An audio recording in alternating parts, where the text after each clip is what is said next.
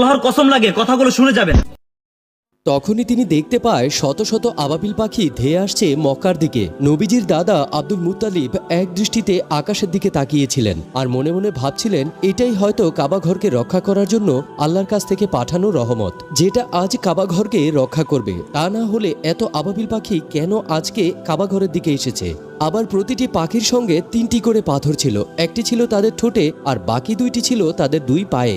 Abdul Muttalib দেখতে পায় সমস্ত আবাবিল পাখি পবিত্র কাবা শরীফকে ঘিরে ফেলেছে, এমনকি পাখিগুলো পবিত্র কাবা শরীফকে তাওয়াফ করছে। তিনি বুঝে যায় পৃথিবীর আজ কোনো শক্তি পবিত্র কাবা শরীফের কিছুই করতে পারবে না। এরপর পাখিগুলো ছুটে যায় আব্রাহা ও তার সৈন্যের দিকে। আব্রাহার সৈন্যরা পাখিগুলো দেখে ভয় পেয়ে যায়। তারা সেখান থেকে পালিয়ে যাবার চেষ্টা করে, কিন্তু ততক্ষণে আবাবিল পাখি তাদের সাথে আনা যেই পাথরগুলো ছিল সেগুলো বৃষ্টির মতো আব্রাহার সৈন্যের উপরে নিক্ষেপ করে। ফলে দেখা যায় প্রতিটি পাথর সৈন্যদের শরীর ভেদ করে ঢুকে যাচ্ছে।